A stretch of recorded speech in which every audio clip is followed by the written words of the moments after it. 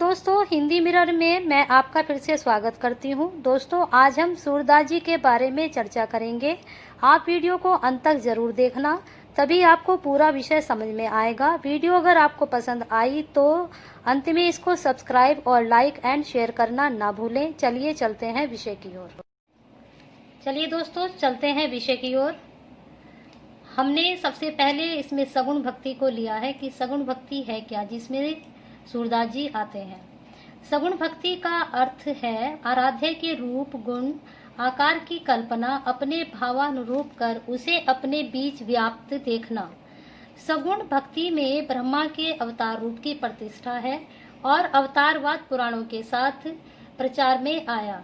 इसी से विष्णु अथवा ब्रह्मा के दो अवतार राम और कृष्ण के उपासक जन जन के हृदय में बसने लगे। राम और कृष्ण के उपासक उन्हें विष्णु का अवतार मानने की अपेक्षा परम ब्रह्म ही मानते हैं।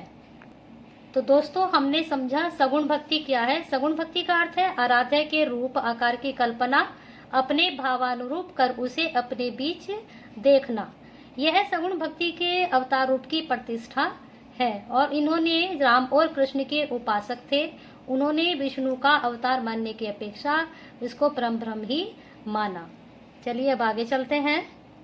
अब हम जानते हैं सूरदास जी के बारे में। हिंदी साहित्य के भक्तिकालीन कवियों में सूरदास जी का स्थान सर्वोपरि है। सूरदास भगवान श्री कृष्ण के अनन्य उपासक थे। ये ब्रज भाषा के सर्वश्रेष्ठ कवि माने जाते हैं। सूरदास जी को वात्सल्य रस का सम्राट भी माना जाता है। वात्सल्य रस जो रस हैं 10, उनमें वात्सल्य रस के ये सम्राट माने जाते हैं। उन्होंने श्रृंगार और शांत रसों को बड़ा ही मर्म स्पर्शी वर्णन किया है। वात्सल्य रस के तो सम्राट ये माने ही जाते हैं, साथ में इन्होंने श्रृंगार और शांत रस का भी बड़ा ही मर्मशी वर्णन किया है अपने पदों में। दोस्तों, इसमें हमने जाना कि सूरदास जी कौन थे और उन्होंने क्या किया है। आगे चलते हैं। अब लेते हैं हम इनका जीवन परिचय। सूरदास जी का जन्म 1478 में रुनकता ग्राम में हुआ था। यह गांव मथुरा आगरा मार्ग के किनारे स्थित है। कुछ विद्वानों का मत है कि सूर का जन्म सीही नामक ग्राम में निर्धन सारस्वत ब्राह्मण परिवार में हुआ। वे बहुत बड़े विद्वान थे। सूरदास के जन्मांध होने के विषय में मतभेद है। ये बोला जाता है कि जन्म से अंधे थे या बाद में ये अंधे हुए, तो इस विषय में काफी विद्वानों में मतभेद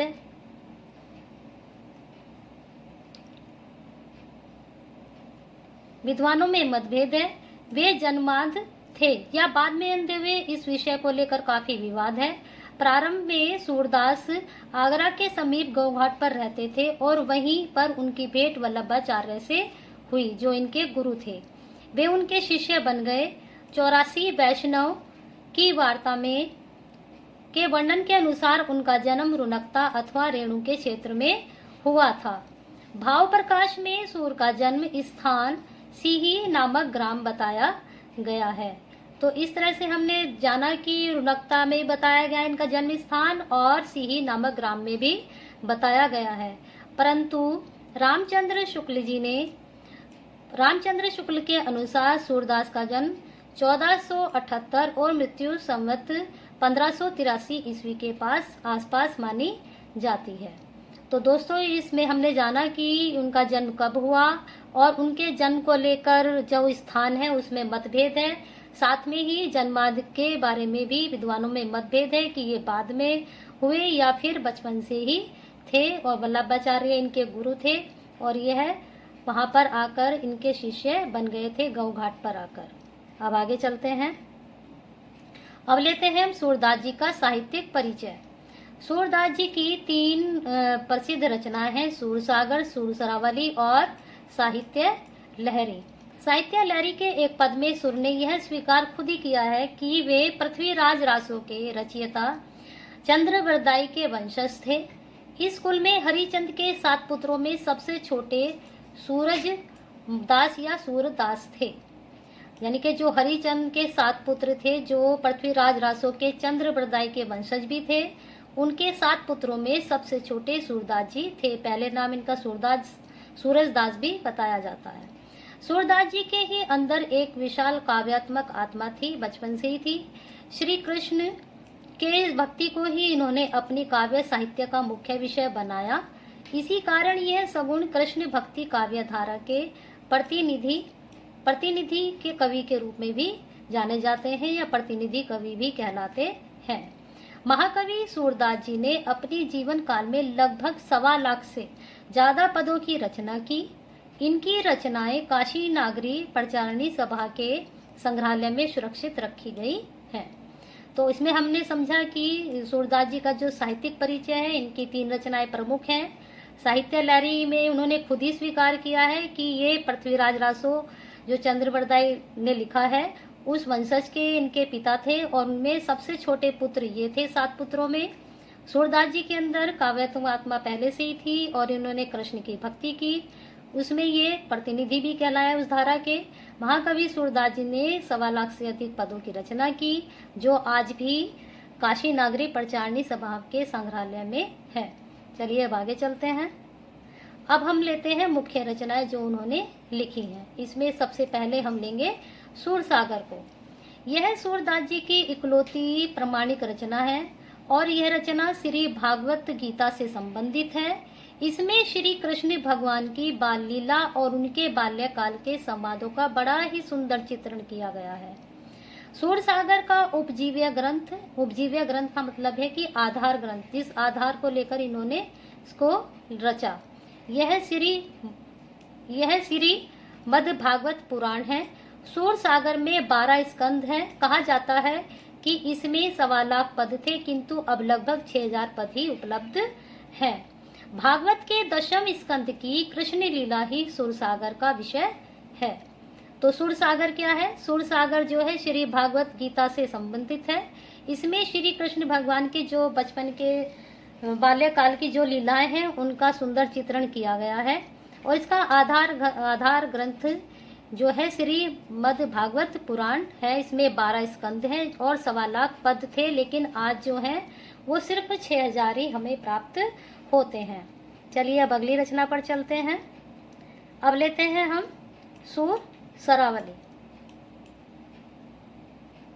यह ग्रंथ सूरसागर का एक भाग है। इसमें पदों की संख्या 1107 है। यह संपूर्ण ग्रंथ एक वृद्ध होली गीत के रूप में रचित है। इसकी टेक है, खेलत यह विधि हरि होरी हो वेद विदित यह बात। यह इसकी टेक है।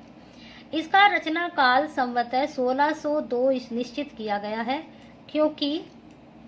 क्योंकि इसकी रचना सूर के 67 साल के थे उस वर्ष में हुई थी।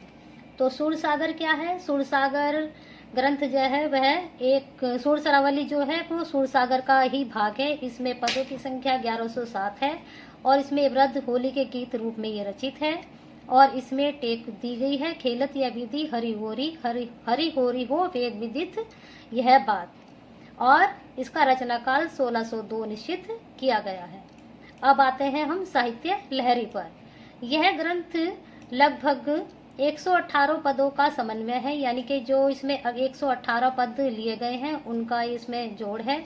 इसके अंतिम पद में सूरदास का वंश वृक्ष दिया गया है। वंश वृक्ष का मतलब कि इनके परिवार के बारे में बताया गया है अंतिम पद में। इसमें रस अलंकार और नायिका भेद का प्रतिपादन किया गया है। रस की दृष्टि से यह ग्रंथ विशुद्ध श्रृंगार की कोटि में आता है। तो साहित्य लहरी में 118 पदों का समन्वय है और अंतिम पद में सूरदास जी ने वंश वृक्ष, जो मैंने आपको भी बताया था कि इनके पिताजी पृथ्वीराज चौहान वो चंद्रबरदाई के वंशज थे और इनके 7वें पुत्र थे जो सबसे छोटे थे, उसमें इन्होंने बताया है। और रस की दृष्टि से यह ग्रंथ विशुद्ध श्रृंगार की कोटि में आता है, यानी कि श्रृंगार रस की कोटि में आता है और इसमें इन्होंने नायिका भेद का भी प्रतिपादन किया है। अब आगे चलते हैं। अब आते हैं सूरदास जी की काव्यगत विशेषताओं के बारे में। तो सबसे पहले इसमें हम इनकी भाषा शैली लेंगे। सूर ने वात्सल्य, श्रृंगार और शांत रसों का मुख्य रूप से अपनाया है, जो मैंने आपको भी विस्तार से बताया कि इन्होंने कहाँ वात्सल्य रस, कहाँ श्रृंगार और कहाँ शांत रस लिया है। सूर ने अपनी कल्पना और प्रतिभा के सहारे कृष्ण की बाल्य रूप का अति सुंदर ही सरस, सजीव और मनोवैज्ञानिक वर्णन किया है, जो कोमलकांत पदावली, भावानुकूल शब्द चयन, सार्थक अलंकार, योजना, धारावाही प्रवाह सूर की भाषा में है। ये सारी जो विशेषताएं हैं, कोमलकांत पदावली, भावानुकूल शब्द यानी कि जैसा भाव है वैसे ही शब्दों का चयन करना, और अलंकार का भी वैसे ही चयन करना, और धारावाही प्रवाह सूर की भाषा में देखने को मिलता है।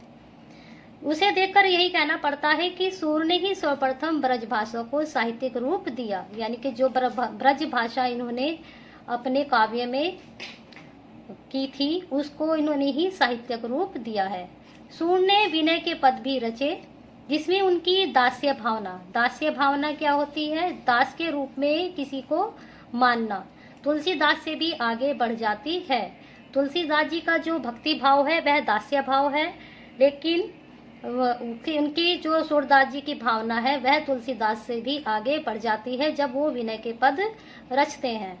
इसीलिए आचार्य हजारी प्रसाद द्विवेदी ने कहा है इनके बारे में, सूरदास जब अपने प्रिय विषय का वर्णन शुरू करते हैं तो मानो अलंकार शास्त्र हाथ जोड़कर उनके पीछे दौड़ा करता है, उपमाओं की बाढ़ आ जाती है। तो इस प्रकार से उन्होंने उनके लिए बोला है कि जब वो शास्त्र को रचते हैं या लिखते हैं तो उनके पीछे दौड़ा करता है और उपमाओं की बाढ़ आ जाती है जब वो अपनी पद रचना करते हैं। तो इस प्रकार से सूरदास जी की जो हमने यहाँ पर काव्यगत विशेषताएं देखी। तो दोस्तों, अगर आपको यह वीडियो पसंद आई है तो लाइक एंड शेयर करना ना भूलें, और आपकी कोई भी सूरदास जी से लेकर कोई भी समस्या है तो आप कमेंट बॉक्स में इसको शेयर कर सकते हैं और आपकी समस्या का समाधान कर दिया जाएगा।